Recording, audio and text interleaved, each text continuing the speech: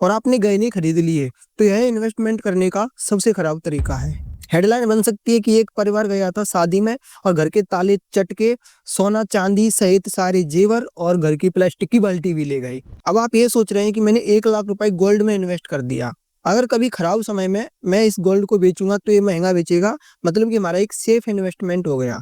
तो दोस्तों ऐसा नहीं है। इसमें ना तो चोरी का, ना ही गुम होने का और ना ही लॉकर में रखने का कोई झंझट है।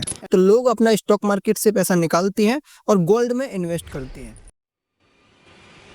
हेलो दोस्तों, आज की इस वीडियो में आप जानेंगे कि गोल्ड में इन्वेस्ट क्यों करें एंड गोल्ड में इन्वेस्ट कैसे करें और गोल्ड में इन्वेस्ट करने के क्या क्या तरीके हैं।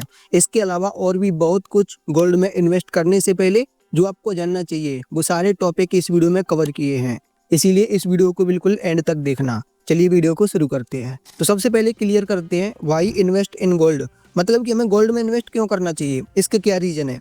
तो मैं इसके आपको 5 रीजन बताता हूँ।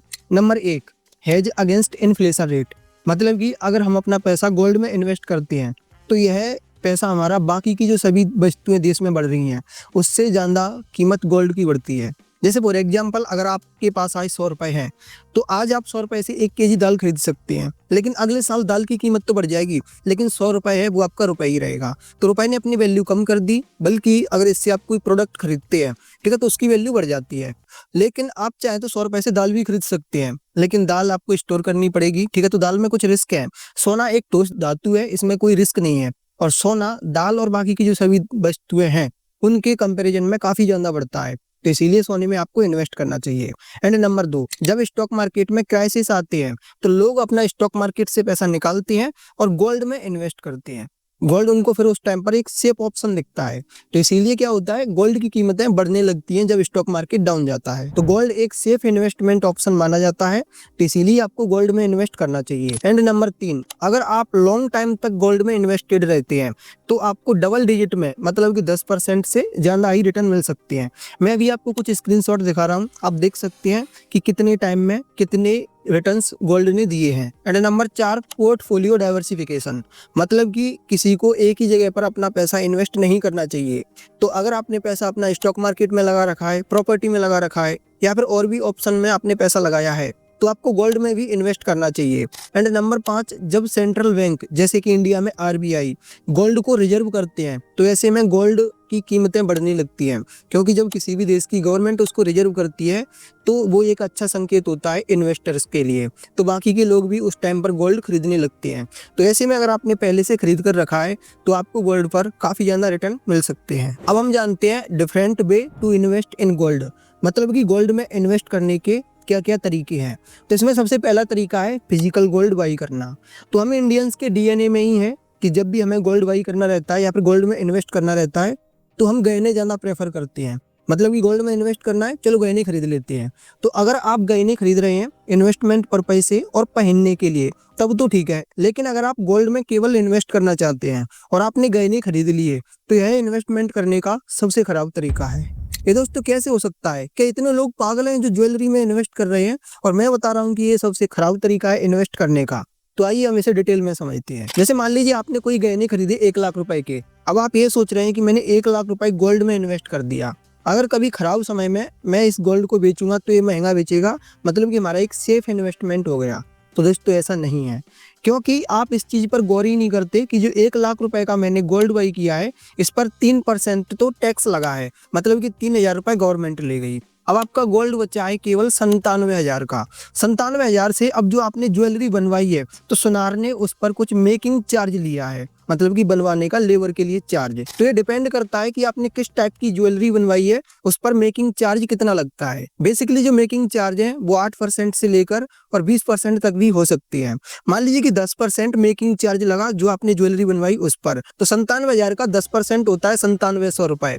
तो अब आप 97,000 में से 9700 रुपए घटा दीजिए, तो अब आपका बचेगा 87,300 रुपए, मतलब कि आपकी ये गोल्ड की वैल्यू है। तो दोस्तों यहाँ पर आपके लिए एडवाइस यही रहेगी कि जितना पॉसिबल हो सके उतना आप गहनों वाली गोल्ड में कम इन्वेस्ट करिए। फिजिकल गोल्ड का एक दूसरा तरीका है हार्ड गोल्ड में इन्वेस्ट करना, जैसे कि कॉइन खरीदना या फिर ईंट खरीदना या फिर बिस्किट खरीदना। इस तरीके से आप गोल्ड को बाई करके रख सकते हैं। तो अगर आप हार्ड गोल्ड में इन्वेस्ट करते हैं तो इस पर केवल 3% टैक्स लगता है, एंड इस पर कोई मेकिंग चार्ज नहीं होता।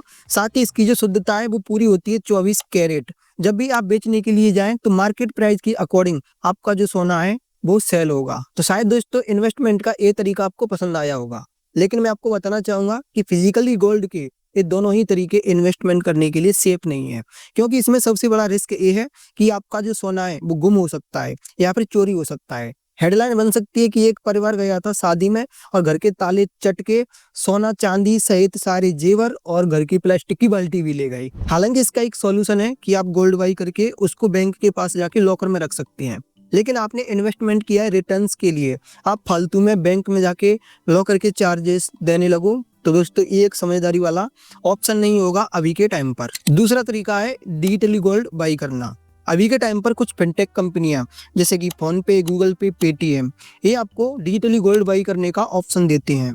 इनमें आप कम से कम ₹1 से भी इन्वेस्टमेंट शुरू कर सकते हैं। SIP और वन टाइम इन्वेस्टमेंट का ऑप्शन मिल जाता है। यहाँ से अगर आप गोल्ड बाई करते हैं तो इस पर 3% टैक्स लगता है, और जो पैसा आज आप डिजिटली गोल्ड में इन्वेस्ट कर रहे हैं, आप जब चाहें इस गोल्ड को बेचकर अपना पैसा बैंक में 24 घंटे के अंदर रिसीव कर सकते हैं। या फिर आप ये चाहें कि मैंने तो ये पैसा गोल्ड में इन्वेस्ट किया था, डिजिटली गोल्ड है, मैं चाहता हूँ इसका फिजिकली गोल्ड लेना, तो आप फिजिकली गोल्ड भी ले सकते हैं। जैसे जब आप इन्वेस्ट करते हैं तब आपको एक कंपनी सेलेक्ट करनी रहती है, उस कंपनी की शॉप पर या फिर ब्रांच पर जाके आप अपना जो डिजिटली गोल्ड है उसको रिडीम करके फिजिकली गोल्ड ले सकते हैं। तो अभी के टाइम पर आपके लिए डिजिटली गोल्ड में इन्वेस्ट करना एक सही ऑप्शन हो सकता है। इसमें ना तो चोरी का, ना ही गुम होने का, और ना ही लॉकर में रखने का कोई झंझट है। एंड तीसरा इन्वेस्टमेंट ऑप्शन है सॉवरेन गोल्ड बॉन्ड में इन्वेस्ट करना। यह गवर्नमेंट ऑफ इंडिया के ब्याह पर RBI द्वारा चलाई जाने वाली एक स्कीम है जो ईयर 2015 में लॉन्च करी गई थी। यह फिजिकली गोल्ड को बाई करने का एक अल्टरनेटिव है, एंड इसकी कंडीशन ये है कि इसमें 8 साल का लॉक इन पीरियड होता है, और इसमें जो आपको गोल्ड पर रिटर्न मिलती है वो तो मिलते ही है, साथ ही गवर्नमेंट इस पर आपको इंटरेस्ट भी देती है जो कि 2.5% होता है पर एनम। और मैच्योरिटी के बाद अगर आप अपना पैसा विड्रॉल करते हैं तो प्रॉफिट पर कोई भी टैक्स गवर्नमेंट नहीं लेती है। और SGB में इन्वेस्टमेंट करना बिल्कुल फ्री होता है। अगर आप इन्वेस्टमेंट करना चाहते हैं तो अपनी बैंक की ब्रांच में जाकर या फिर पोस्ट ऑफिस में या फिर किसी ब्रोकर के थ्रू भी इन्वेस्टमेंट कर सकते हैं। एंड चौथा तरीका है दोस्तों गोल्ड ETF बाई करना। गोल्ड ETF स्टॉक मार्केट में ट्रेड होते हैं, बिल्कुल स्टॉक्स की तरह है। ये आपको दोनों ही स्टॉक एक्सचेंज पर मिल जाती हैं, NSE पर भी एंड BSE पर भी। तो यही भी एक डिजिटली तरीका है गोल्ड में इन्वेस्टमेंट करने का। और गोल्ड ETF रिप्रेजेंट करते हैं फिजिकली गोल्ड को, बट गोल्ड में ETF के थ्रू इन्वेस्ट करने से पहले आपको ध्यान ये रखना है कि जिस भी कंपनी का आप गोल्ड ETF बाई कर रहे हैं उस कंपनी के द्वारा आपसे एक चार्ज लिया जाता है जिसको बोलते हैं एक्सपेंस रेशियो। एक्सपेंस रेशियो आपसे AMC द्वारा इसीलिए लिया जाता है क्योंकि वह आपके इन्वेस्टमेंट को मैनेज कर रहे होते हैं। तो अगर आपको ETF में इन्वेस्ट करना है तो किसी भी ब्रोकर में अपना अकाउंट ओपन करके बहुत ही आसानी से कर सकते हैं। एंड पांचवा तरीका है दोस्तों गोल्ड में म्यूचुअल फंड के थ्रू इन्वेस्ट करना। तो अभी के टाइम पर काफी सारी एसेट मैनेजमेंट कंपनियां हैं जिनके गोल्ड पर बेस्ड म्यूचुअल फंड है, तो ये आपका पैसा डाइवर्सिफाई करके गोल्ड मार्केट में इन्वेस्ट करते हैं। जैसे कि कुछ पैसा आपका ये ETF में भी लगाते हैं, कुछ गोल्ड माइनिंग जो कंपनियां हैं उनके स्टॉक्स में लगाते हैं, कुछ फिजिकली गोल्ड में भी इन्वेस्ट करते हैं। इसके अलावा एक्जेक्ट्रा जगह पर ये आपका इन्वेस्ट करते हैं। तो दोस्तों गोल्ड में इन्वेस्ट करने के मैंने आपको ये 5 तरीके बताए हैं। इनमें से आपको कौन सा तरीका सबसे ज्यादा सही लगा मुझे कमेंट में बताना। और अगर आप अपना कोई वैल्यूएबल फीडबैक देना चाहते हैं या फिर आपकी कोई क्वेरी है तो भी दोस्तों कमेंट करिए। अगर आपको ये वीडियो इन्फॉर्मेटिव लगा है, पसंद आया है, तो इस वीडियो को लाइक करना बिल्कुल भी ना भूलें और चैनल को सब्सक्राइब भी कर लेना ताकि ऐसे ही आगे वीडियो आपको और मिलते रहें।